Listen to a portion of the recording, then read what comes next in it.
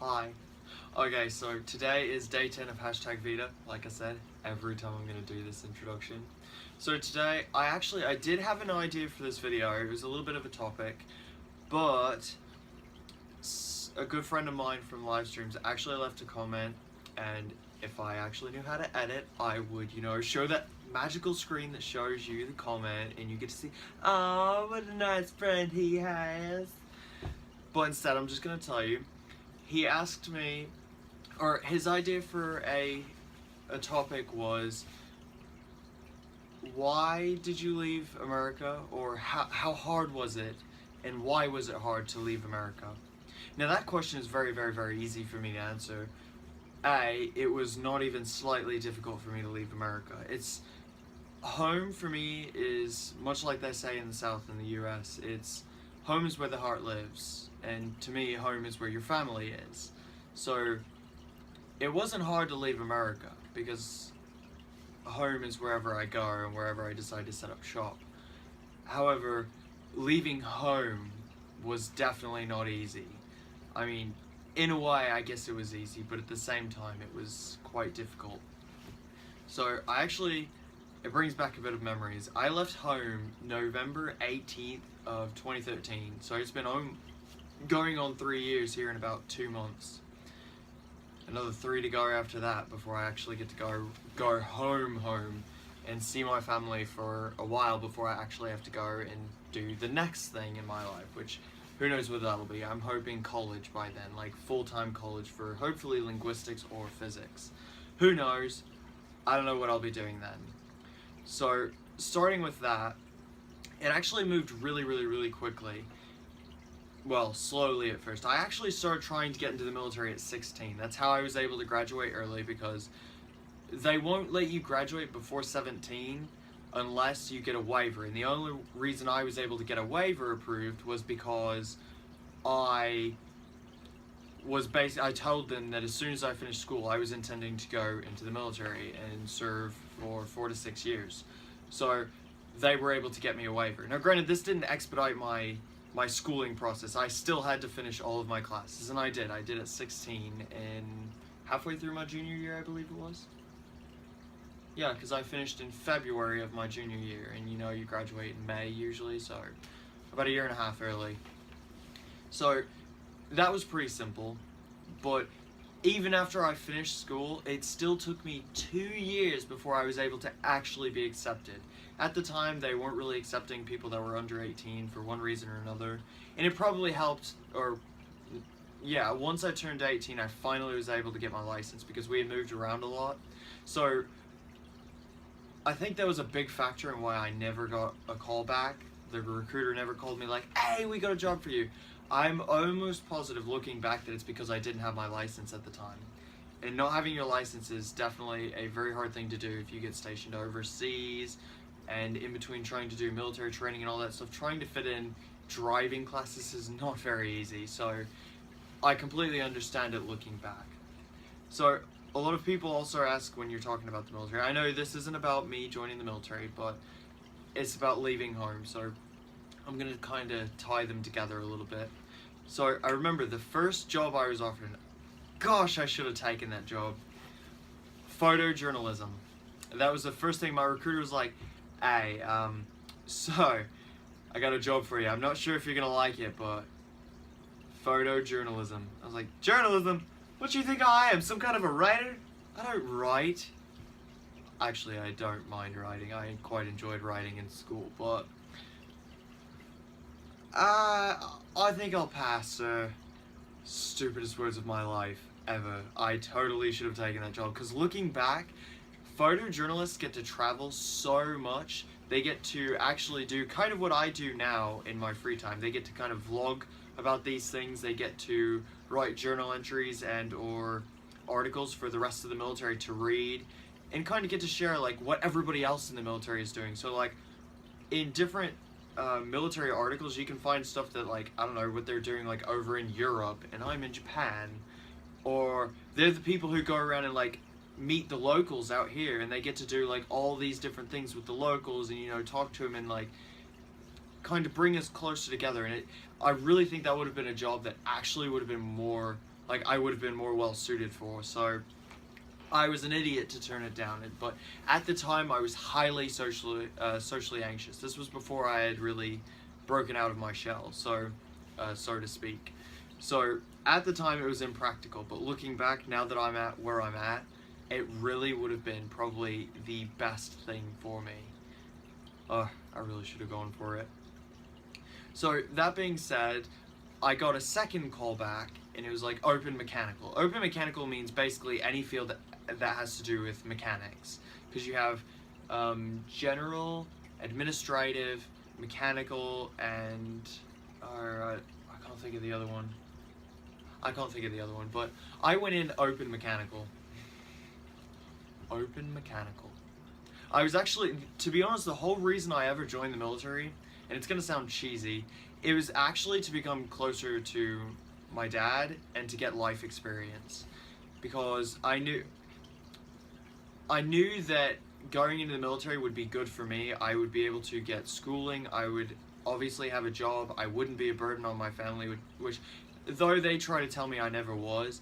When you're 18, 19, still living at home, can't really find a stable job, you're too scared to go into college, and you really don't know what to do with your life, you feel like a burden, regardless of what your parents say, regardless of how they feel about you being at home. If you have any sense of self, any self-pride at all, you will feel like a burden. And that's the way it felt for me, it really did.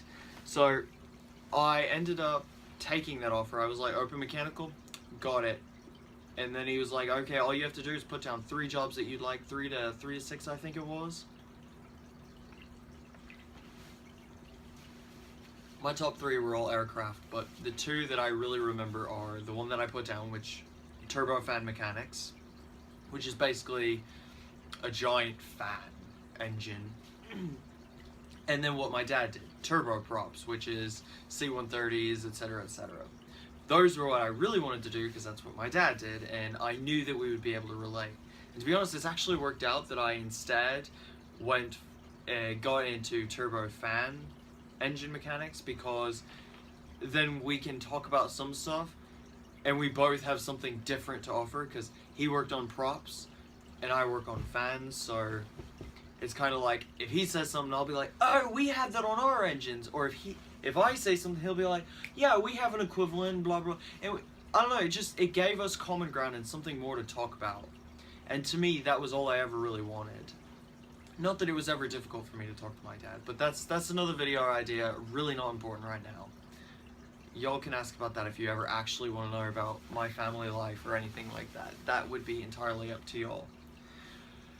So I ended up leaving home on November 18th, 2013, as I said, when everything got set up after I got that second call and I agreed to open mechanical, and I went in, filled out all the paperwork, did all the signing, was like, 6 years, cool, yeah, I'm in for it, I'm good to go, I'm ready to go, I'm ready to leave, I'm ready to do something, I'm ready to not be a burden on my family.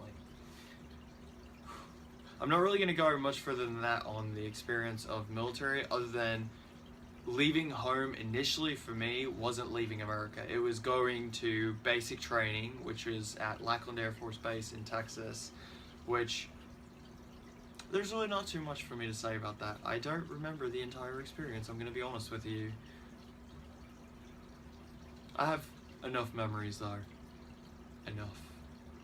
It really wasn't that bad though. And then going to tech school in, well, Sheppard Air Force Base in Texas. Not much to say about that place either. I'm gonna be honest with you. But those were the first 2 places that I'd ever really been to alone without my family, and without being able to go and see my family whenever I so chose. Because for the most part growing up, I never really went anywhere too far away from home. I never really stayed away from home for too long, other than maybe a week or a month at the most. I wasn't scared to leave home. It was never that difficult. Like when I went to my grandmother's when I was about 13 or 14, it wasn't hard for me to go away from home, because home is where the heart lives. It really is. And I might even be saying that wrong. Is that the wrong phrase? I don't know, but that's beside the point. So leaving America, oh wow, So going to Texas and being 11 hours away from your family, and due to military regulations on new airmen and stuff, not really being able to see them because they're so far away, that's one thing. And then getting your first assignment and being told, you're going to Japan. I'm sorry, did you just say I'm going to Japan? What?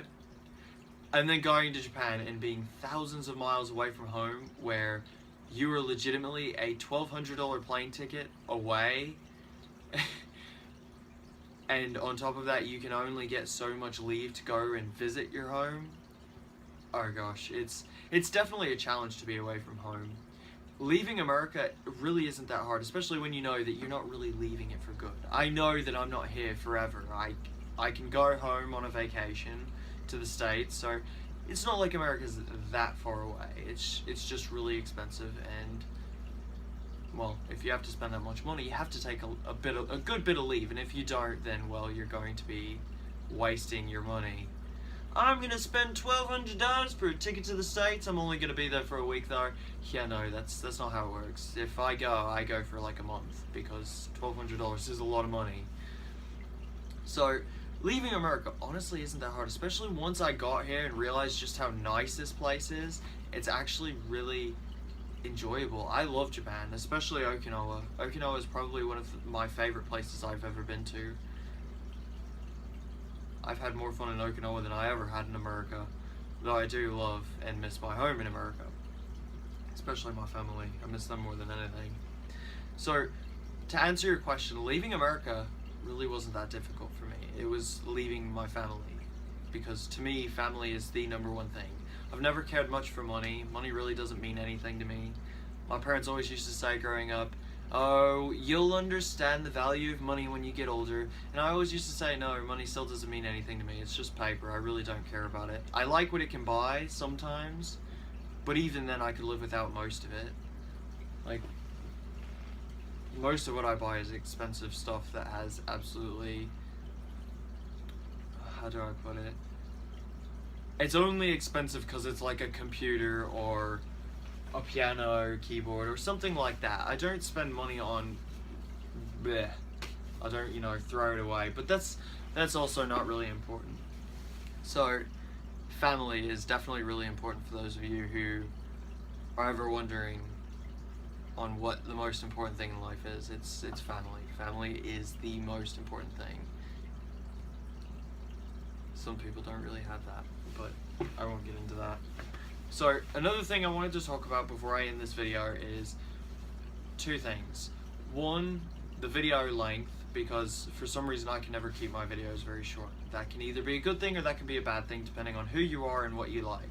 I'm really not big into the whole new media thing where it's what I like to call new form condensed media. I really don't like it. I don't like shortening things just so it's quicker and easier. Really don't care to do that. I would rather bring more quality and not half do it. Insert word. Half do it. Anyway, so I don't really want to do that. I'm going to try to shorten videos, but I'd actually like y'all's opinion on whether you think, A, do you prefer shorter videos that are like 5 to 7 minutes long, or do you prefer longer minutes, or do you prefer longer videos that are upwards of 10 minutes to 20 minutes-ish? Because that seems to be the time frame that I usually shoot for, is 10 to 20 minutes. Because if I'm going to do anything shorter than that, it's really not going to be much to watch. You're going to watch it and you're going to be like, well, that was a waste of my time. I could have gotten that from anybody.